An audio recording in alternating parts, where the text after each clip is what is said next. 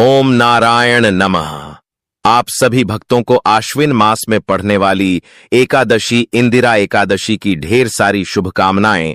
भक्तों, आश्विन मास के कृष्ण पक्ष की एकादशी को इंद्र एकादशी कहा जाता है, जो पितृपक्ष के दिनों में पड़ती है और विशेष रूप से पितरों की शांति तथा मोक्ष प्रदान करने वाली मानी जाती है। नमस्कार भक्तों, स्वागत है आपका एक और नई वीडियो के साथ। आज हम आपको इस वीडियो में बताएंगे कि आश्विन मास की कृष्ण पक्ष की एकादशी, जिसका नाम है इंदिरा एकादशी, 2025 में सितंबर महीने में किस तारीख को है। लोगों के मन में काफी कंफ्यूजन है कि यह एकादशी कब है, 17 सितंबर या 18 सितंबर। तो आज हम आपकी इसी कंफ्यूजन को दूर करने वाले हैं। इसी के साथ जानेंगे कि इंदिरा एकादशी का व्रत कब रखा जाएगा, पूजा पाठ कब करना है, व्रत का शुभ मुहूर्त क्या है, और इस एकादशी पर पितरों को तृप्त कैसे किया जाता है, पितृपूजा कैसे करना है, और साथ ही जानेंगे कि इस एकादशी पर हमें क्या खाना है, क्या नहीं खाना है, किन किन नियमों का पालन करना है, कौन सी सावधानियां बरतनी चाहिए। संपूर्ण जानकारी आज हम आपको इस छोटी सी प्यारी सी वीडियो के माध्यम से देने जा रहे हैं, इसलिए वीडियो के अंत तक आपको बने रहना है। इस दिन भगवान विष्णु की विधिवत पूजा अर्चना करने के साथ साथ पितरों के लिए तर्पण और पिंडदान करने का अत्यधिक महत्व होता है। शास्त्रों में उल्लेख है कि इंदिरा एकादशी का व्रत करने से मनुष्य के पाप नष्ट होते हैं और पितरों को तृप्ति प्राप्त होती है, जिससे वे प्रसन्न होकर आशीर्वाद प्रदान करते हैं। यह एकादशी न केवल भौतिक सुख संपत्ति प्रदान करने वाली है, बल्कि यह आत्मिक शांति और पूर्वजों की कृपा प्राप्त करने का भी श्रेष्ठ माध्यम है। इस दिन व्रत, उपवास, कथा श्रवण और दान पुण्य का फल अनेक गुना बढ़कर मिलता है। भक्तों, अगर इसके महत्व की बात करें तो इंदिरा एकादशी का महत्व अपार है। शास्त्रों में कहा गया है कि आश्विन मास के कृष्ण पक्ष में आने वाली यह एकादशी केवल व्रतधारी के लिए ही नहीं, बल्कि उसके समस्त पितरों के लिए भी कल्याणकारी होती है। इसे विशेष रूप से पितृपक्ष की जीवनदायिनी तिथि माना गया है। इस दिन यदि श्रद्धा और भक्ति से भगवान विष्णु की पूजा की जाए, पितरों के नाम तर्पण, अन्नदान और पिंडदान किया जाए, तो पितरों को स्वर्ग की प्राप्ति होती है। यही कारण है कि इंदिरा एकादशी को पितरों की मुक्ति की द्वार कहा गया है। इस दिन का व्रत केवल एक साधारण धार्मिक अनुष्ठान नहीं है, बल्कि यह आत्मा और पूर्वजों के बीच के अटूट संबंध का प्रतीक है। जो भी भक्त इस दिन उपवास और श्रद्धा से सेवा करता है, उसके पितरों को गंगा स्नान और तर्पण का पुण्य प्राप्त होता है, और स्वयं उस भक्त को भी अक्षय पुण्य की प्राप्ति होती है। इंदिरा एकादशी न केवल पितरों के उद्धार का माध्यम है, बल्कि जीवित व्यक्ति के जीवन में भी सुख, शांति और समृद्धि लाने वाली तिथि है। तो चलिए भक्तों, अब हम जान लेते हैं कि यह एकादशी 2025 में किस तारीख को है, किस दिन इसका व्रत करना चाहिए। लेकिन जानकारी आरंभ करने से पहले आपसे एक अनुरोध करना चाहेंगे कि आप कमेंट बॉक्स में सच्चे मन से जय श्री हरि विष्णु, जय पितरा देवताएं नमः जरूर ही लिख देना, और जानकारी अगर थोड़ी सी भी अच्छी लगती है तो वीडियो को लाइक करके जरूर जाइएगा। तो चलिए अब जान लेते हैं सन 2025 में पितृपक्ष की प्रथम एकादशी, जिसे इंदिरा एकादशी कहा जाता है, बुधवार 17 सितंबर को मनाई जाएगी। इस दिन एकादशी तिथि की शुरुआत रात्रि के 12:21 पर होगी और यह तिथि पूरे दिन चलते हुए रात्रि के 11:39 तक रहेगी। इस दिन प्रातःकाल स्नान कर भगवान विष्णु की पूजा करना अत्यंत शुभ माना गया है। पूजा का उत्तम समय प्रातःकाल सूर्योदय के पश्चात से लेकर दोपहर 12 बजे तक है, जिसे शुभ मुहूर्त माना जाता है। इस दिन व्रत रखने वाले भक्त को दिन भर भगवान का ध्यान, कथा श्रवण और पितरों के लिए तर्पण करना चाहिए। अगले दिन अर्थात गुरुवार 18 सितंबर को द्वादशी तिथि रहेगी और व्रत का पारण प्रातःकाल 6:07 से लेकर 8:34 तक करना श्रेष्ठ माना गया है। इस प्रकार इंदिरा एकादशी का यह व्रत न केवल स्वयं के लिए पुण्यदायी होता है, बल्कि पितरों की आत्मा को भी शांति और मोक्ष प्रदान करता है। वास्तुशास्त्र भी कहते हैं कि शुभ मुहूर्त में किया गया काम हमेशा ही लाभ ही प्रदान करता है। इसलिए जो भी शुभ मुहूर्त है, आप उसी में पूजा पाठ करें, भगवान विष्णु का ध्यान करें और पिंडदान किया जाए तो पितरों को स्वर्ग की प्राप्ति होती है। यही कारण है कि इंदिरा एकादशी को पितरों की मुक्ति की द्वार कहा गया है। इस दिन का व्रत केवल एक साधारण धार्मिक अनुष्ठान नहीं है, बल्कि यह आत्मा और पूर्वजों के बीच के अटूट संबंध का प्रतीक है। जो भी भक्त इस दिन उपवास और श्रद्धा से सेवा करता है, उसके पितरों को गंगा स्नान और तर्पण का पुण्य प्राप्त होता है और स्वयं उस भक्त को भी अक्षय पुण्य की प्राप्ति होती है।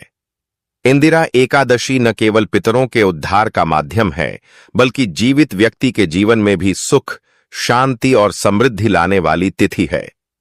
तो चलिए भक्तों, अब हम जान लेते हैं कि यह एकादशी 2025 में किस तारीख को है, किस दिन इसका व्रत करना चाहिए। लेकिन जानकारी आरंभ करने से पहले आपसे एक अनुरोध करना चाहेंगे कि आप कमेंट बॉक्स में सच्चे मन से जय श्री हरि विष्णु, जय पितरा देवताएं नमः जरूर ही लिख देना। और जानकारी अगर थोड़ी सी भी अच्छी लगती है तो वीडियो को लाइक करके जरूर जाइएगा। तो चलिए अब जान लेते हैं सन 2025 में पितृपक्ष की प्रथम एकादशी, जिसे इंदिरा एकादशी कहा जाता है, क्योंकि ये विष्णु जी को अत्यंत प्रिय हैं। इसके बाद पूजा स्थल को गंगाजल छिड़ककर पवित्र करें और आसन पर पूर्व दिशा की ओर मुख करके बैठ जाएं। सबसे पहले व्रत का संकल्प लें। दाहिने हाथ में जल, पुष्प, तिल और अक्षत लेकर संकल्प मंत्र पढ़ें। एयुएम विष्णु प्रीत्यर्थम मम पापक्षय पूर्वकम पितृमोक्ष सिद्ध्यर्थम इंदिरा एकादशी व्रतमहम करिष्ये। यह संकल्प व्रत का मूल आधार है, क्योंकि इसके बिना पूजा अधूरी मानी जाती है। संकल्प के बाद भगवान विष्णु की मूर्ति या चित्र को पीले वस्त्र से सजाएं। उनके सामने धूप, दीप, फल और नैवेद्य रखें।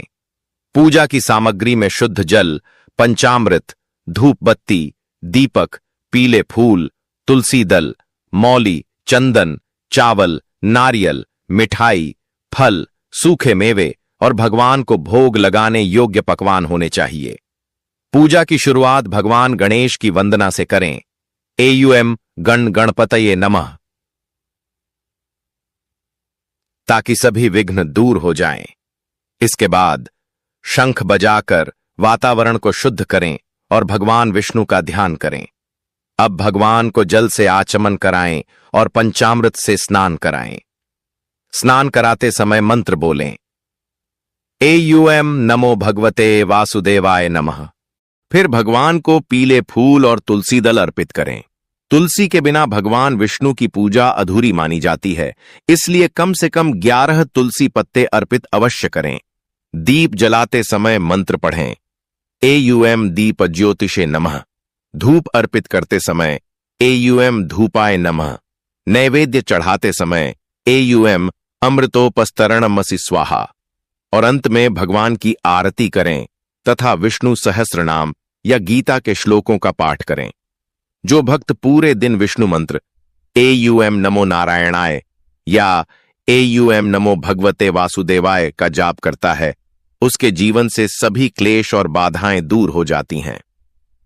अब भगवान विष्णु की पूजा के साथ साथ पितरों का तर्पण करना आवश्यक है, क्योंकि इंदिरा एकादशी विशेष रूप से पितृमोक्षदायिनी तिथि है।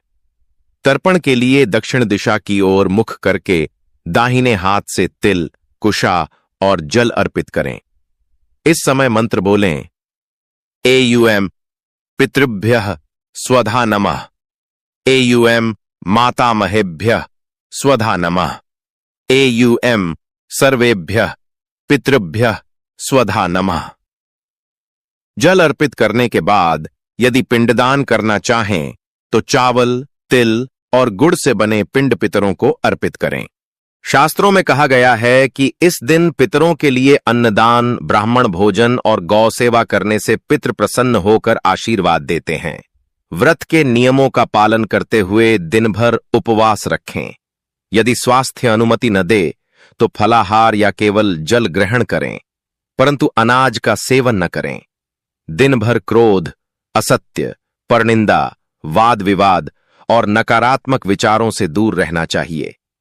रात्रि को जागरण करें और भगवान विष्णु के भजन कीर्तन गाएं।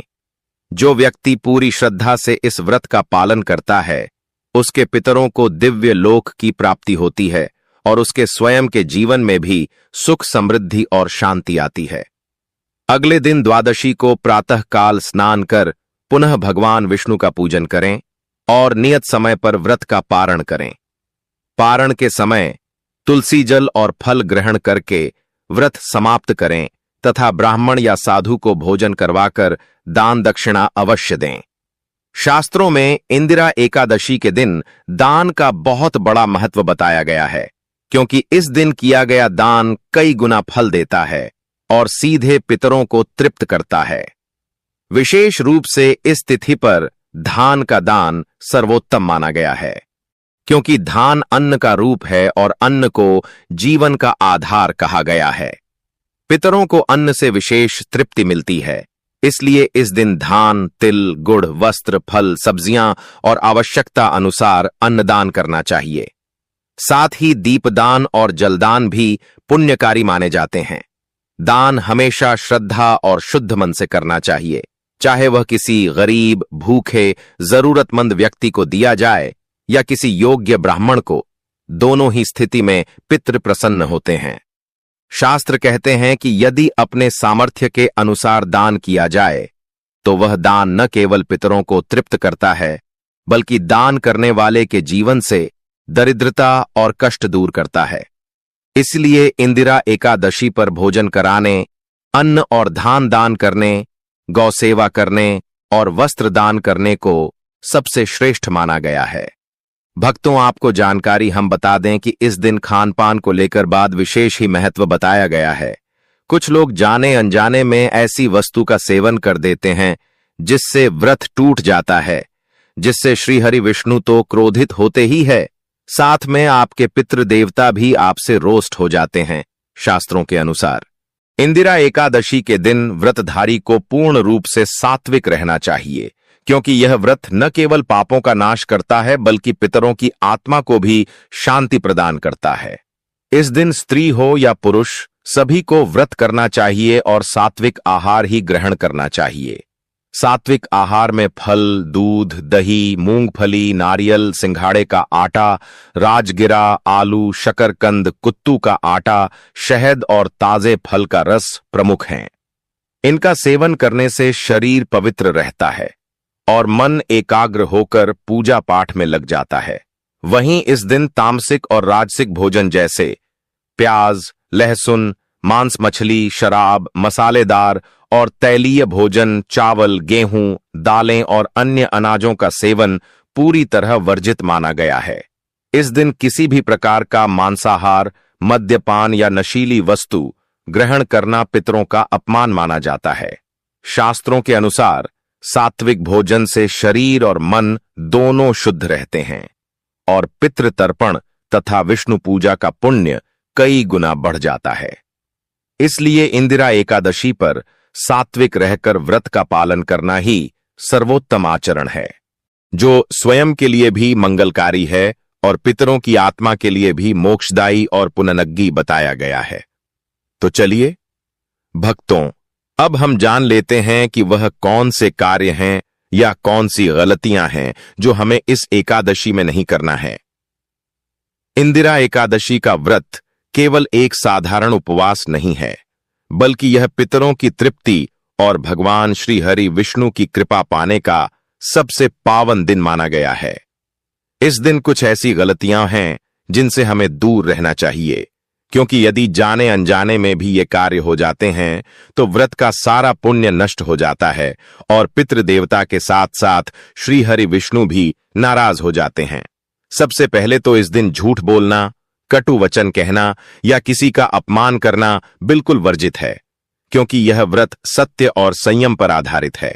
इसी प्रकार तामसिक भोजन जैसे प्याज, लहसुन, मांस, शराब या नशीली वस्तुओं का सेवन करने से व्रत अपवित्र हो जाता है और इसका फल नहीं मिलता। कई लोग अज्ञानवश दिन भर सोते रहते हैं, पूजा पाठ नहीं करते या व्रत को आधे दिन में ही तोड़ देते हैं। यह बहुत बड़ी गलती है, क्योंकि एकादशी का व्रत तभी पूर्ण माना जाता है जब उसका पारण दूसरे दिन उचित समय पर किया जाए। इसी तरह क्रोध करना, झगड़ा करना या किसी से कलह करना भी इस दिन वर्जित है, क्योंकि ऐसा करने से मन अशांत हो जाता है और व्रत का महत्व नष्ट हो जाता है। इस पावन तिथि पर पितरों की तृप्ति के लिए दान पुण्य करना आवश्यक है। इसलिए यदि कोई ब्राह्मण, गौ माता या जरूरतमंद को अन्न, जल और वस्त्र नहीं देता तो उसका व्रत अधूरा रह जाता है। इसके अलावा किसी भी जीव को कष्ट देना, पशु पक्षियों को नुकसान पहुंचाना या उन पर अत्याचार करना भी इस दिन पाप की श्रेणी में आता है। शुद्धता का भी विशेष ध्यान रखना चाहिए, क्योंकि अशुद्ध वस्त्र पहनकर बिना स्नान किए या गंदगी में पूजा करने से भगवान प्रसन्न नहीं होते। कुल मिलाकर इंदिरा एकादशी का व्रत मन, वचन और कर्म से शुद्ध रहकर, सत्य बोलकर, तामसिक आहार से दूर रहकर, क्रोध और झगड़े से बचकर तथा दान पुण्य करके ही सफल होता है।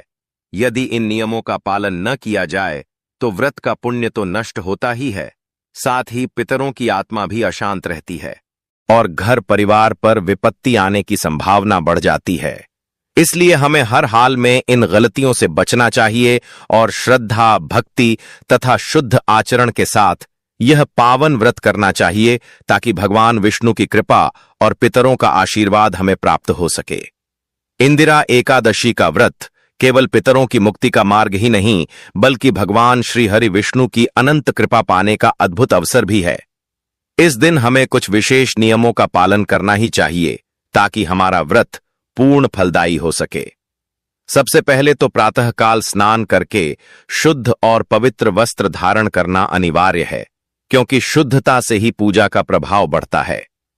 इसके बाद भगवान विष्णु की मूर्ति या चित्र के सामने दीपक जलाकर, धूप फूल अर्पित करके और तुलसी दल चढ़ाकर श्रद्धा से पूजा करनी चाहिए। इस दिन श्रीहरि का नाम स्मरण, मंत्र जप, गीता पाठ और विष्णु सहस्रनाम का पाठ करना अत्यंत शुभ माना गया है। इंदिरा एकादशी पितृपक्ष में आती है, इसलिए पितरों की आत्मा की शांति के लिए जल तर्पण करना और उनके नाम पर ब्राह्मण, गौ माता या जरूरतमंदों को भोजन और दान अवश्य देना चाहिए।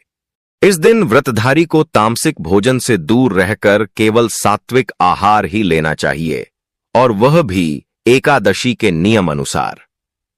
व्रत को सफल बनाने के लिए दिन भर भक्तिभाव से समय व्यतीत करें, क्रोध और आलस्य से बचें और अधिक से अधिक भगवान विष्णु के नाम का कीर्तन करें। एक और विशेष नियम यह है कि व्रत को बीच में न तोड़ा जाए, बल्कि अगले दिन द्वादशी के पारण मुहूर्त में ही फलाहार या अन्न ग्रहण किया जाए। यदि इन नियमों का पालन किया जाए तो भगवान विष्णु की कृपा से न केवल पितरों की आत्मा को शांति मिलती है, बल्कि घर परिवार में सुख, समृद्धि और उन्नति भी आती है। यही कारण है कि कहा गया है, जो इंदिरा एकादशी का व्रत सच्चे मन से करता है वह स्वर्ग और मोक्ष दोनों का अधिकारी बनता है। भक्तों, इंदिरा एकादशी के दिन गौ सेवा का महत्व वेद पुराणों में विशेष रूप से बताया गया है। कहा जाता है कि जिस घर परिवार में गौ सेवा होती है वहां पितृदोष नहीं टिकता और भगवान श्रीहरि विष्णु तथा माता लक्ष्मी का आशीर्वाद सदैव बना रहता है। इस पावन तिथि पर यदि हम श्रद्धा भाव से गौ माता को हरा चारा, ताजी घास या गेहूं चना खिलाते हैं तो हमारे पितरों की आत्मा तृप्त होकर आशीर्वाद देती है। विशेषकर गुड़ और आटे से बने हुए लड्डू या रोटी पर घी लगाकर गौ माता को खिलाना अत्यंत शुभ माना गया है, क्योंकि यह न केवल गौ माता को प्रिय है बल्कि पितरों को भी संतोष प्रदान करता है। इसके अतिरिक्त इस दिन गौ माता के चरणों में हल्दी, रोली और पुष्प अर्पित करके उनकी परिक्रमा करना, उन्हें जल पिलाना और पीठ पर हाथ फेरकर प्रणाम करना जीवन में समस्त बाधाओं को दूर करता है। शास्त्रों में कहा गया है कि गौ माता के शरीर में समस्त देवताओं का वास है, इसलिए इंदिरा एकादशी के दिन गौ सेवा करना वास्तव में समस्त देवताओं की सेवा के समान है।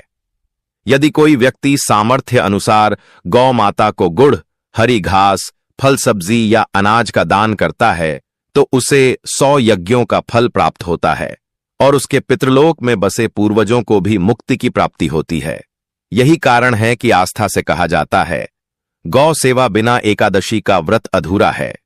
इसलिए इस विशेष दिन पर हर घर के लोगों को यथाशक्ति गौ सेवा करनी चाहिए और गौ माता को प्रसन्न करके भगवान विष्णु और माता लक्ष्मी का दिव्य आशीर्वाद प्राप्त करना चाहिए। प्रिय भक्तों, इंदिरा एकादशी का व्रत वास्तव में भगवान श्री हरि विष्णु की कृपा पाने का सर्वोत्तम साधन है। शास्त्रों में कहा गया है कि जो भक्त इस दिन पूरे श्रद्धा भाव से उपवास, पूजन और दान करते हैं, उनके पाप नष्ट हो जाते हैं और जीवन में सुख समृद्धि का वास होता है।